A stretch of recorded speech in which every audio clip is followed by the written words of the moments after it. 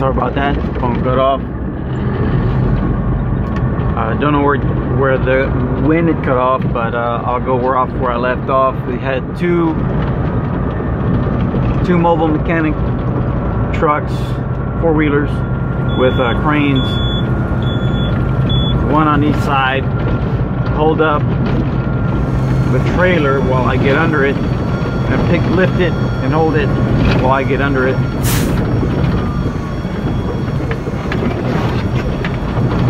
And slide under the fifth wheel. Slide under, lock up, hook up my hoses. Alright, tell the mechanic. The mechanic says, hey, go ahead and we're gonna drop it inside the shop, but we're gonna have to wait a couple hours because there's trucks in there getting worked on, but it shouldn't be too long. I'm like, alright, cool. So I'm tired, I'm frustrated. Long day. So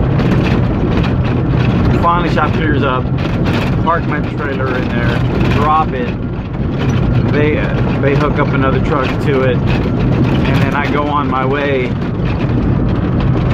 to what at that point I decided to try out Peterbilt. The Rush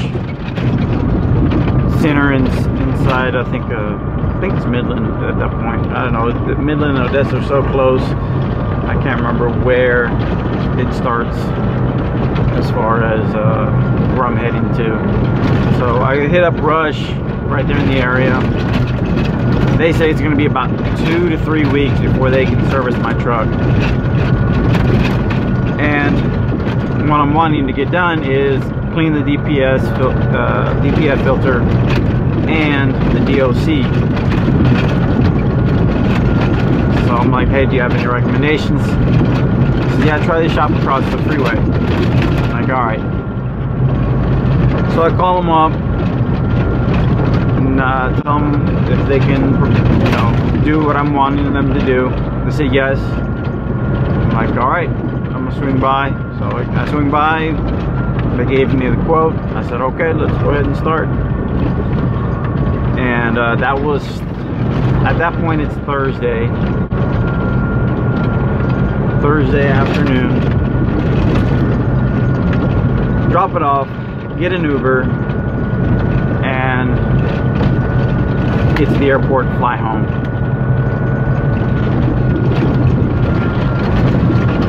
Get home, man, had a good weekend. Had to spend time with my family. Had a day with me and my boy. Friday. Then Saturday night went to the Beyonce and Jay-Z concert, which was really good. It was fun. We had a great time.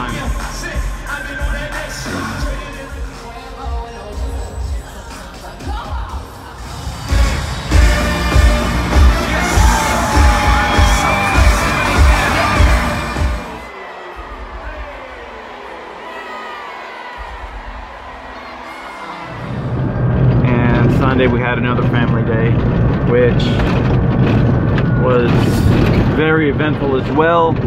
We decided to hit up this mall on the outskirts of town on 290, and I lose my wallet. I'm like, great. I retracked. I called the gas station I went to last because I recall using it there. They haven't seen anything. Nothing's been turned in. Nobody. And I'm like, all right, great. I'm retracing the area at the mall. It's an outlet. So I retrace my steps. I call the bank card, the bank 800 number, and tell them to cancel the cards that I know that were in there, and do that. Then I'm like, all right, they've got to have a lost and found. So you know, we go there. I tell them, hey, has anybody turned in a wallet? It looks like this. And the lady's like, yes. Who is it for? I said, it's for me. This is my name. This is my address. She pulls up a book, a binder. She's looking through, scrolling through pages, gets to the last page, looks at the name. She says, yes, we have it.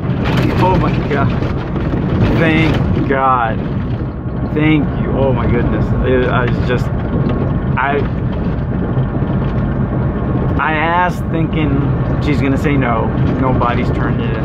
And when she said yes, I'm like, okay, maybe somebody turned in another wallet. But when I described it to her and she pulled it out, I was like, oh my God, that's it.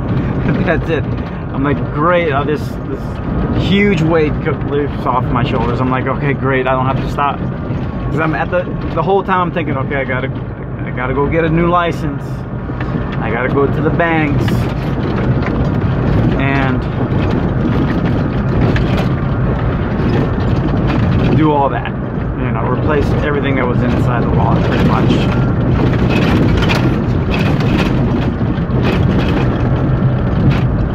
So I asked who turned it in. She said it was a father with his two teenage kids. They found it in the parking lot. So, and I had went to the parking lot twice. When we had originally got there and were going into, and then the second time when I had to go back to the truck with my son. And when I came back, I was you know, we were just looking around and at a store, and I was going to try something on, and I take everything out of my pockets, and I'm like, wait a minute, where's my wallet? And that's when I noticed the whole thing. That's when I noticed it was gone. I'm like, but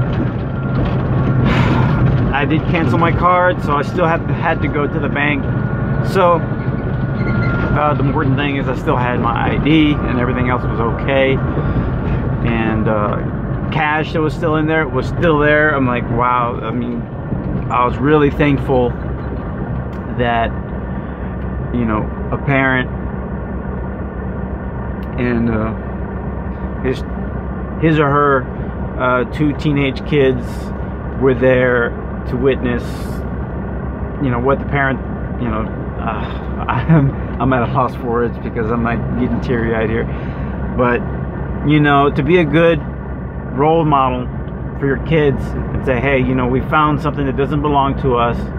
Yes, there's money, there's value in this item that we found, but we're going to do the right thing and turn it in, and hopefully and pray that the owner goes to the lost and found and looks for it.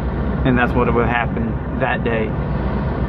So I'm very thankful. Thank you. I know y'all probably will never see this video, but thank you so much for turning in the wallet. It means so much to me.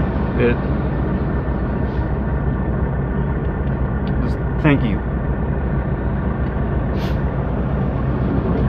So the whole time I was just stressing, thinking about how much, you know, I'm calling thinking maybe somebody's used it, thinking, you know, now my information is out there, that, you know, identity theft is now easier because they have my ID, they know exactly where I live, they have my card information, they know telling how much more damage they could do with just that information alone. And, you know, all the stress of losing your identity and having to prove to companies that you are who you are, and that the transactions that are being made under your name don't belong to you. And but yeah, I'm very thankful for that. And that was my Sunday.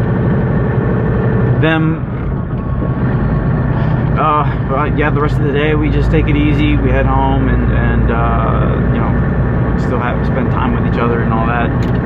And come Monday, it was start getting ready for heading back to work. They didn't have any flights available, so I had to wait till Tuesday to come back. and now I'm back.